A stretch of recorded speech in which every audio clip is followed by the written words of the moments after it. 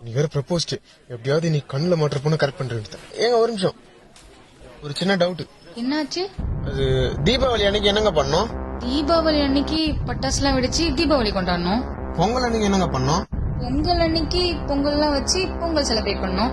கிறிஸ்துமஸ்க்கு சர்ச்சுக்கு போய் Christmas celebrate பண்ணணும். ரம்ஜானுக்கு ரம்ஜான் கொண்டாடணும். அப்ப ப்ரப்போஸ் டேக்கு என்னங்க பண்ணோம்? ப்ரப்போஸ் பண்ணணும். ஐ லவ் யூங்க. Excuse me. நீங்க தானங்க ப்ரப்போஸ் அன்னைக்கு ப்ரப்போஸ் பண்ணீங்க, அதான் பண்ண. நல்ல வேலை இஸ் டே அன்னைக்கு உங்களை மீட் பண்ணேன்னு சந்தோஷப்படுங்க. ஏய், என்ன வேற பூ வேணுமா? யார் நீ? எனக்கு ஆல்ரெடி ஆள் இருக்கு. ஆளா? ஆமா, அதுக்கு என்ன பேர்? யாருங்க அந்த அதிர்ஷ்டசாலி? உனக்கு பின்னாடி பாரு. Hi baby.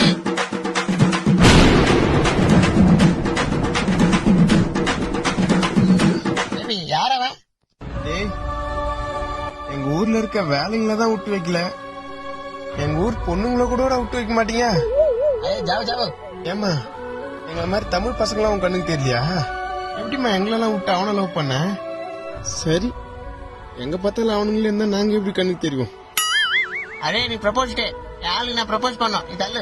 டேய் நில்றா, கல்யாணத்துக்கெல்லாம் செலவாகும் என்ன பண்ணுவ? அரே 100 ரூபா மாலை 30 ரூபா தாலி 100 ரூபாயில கல்யாணமே முடிஞ்சிச்சு. அது மட்டும் இல்ல, உங்க ஊர் பொண்ணுங்கிட்ட நாங்க வரதட்சணை வாங்காம கல்யாணம் பண்ணுவோம். வரதட்சணை வாங்காம கல்யாணம் பண்ணுவியா? உனக்கு தங்கச்சாவது இருக்கா?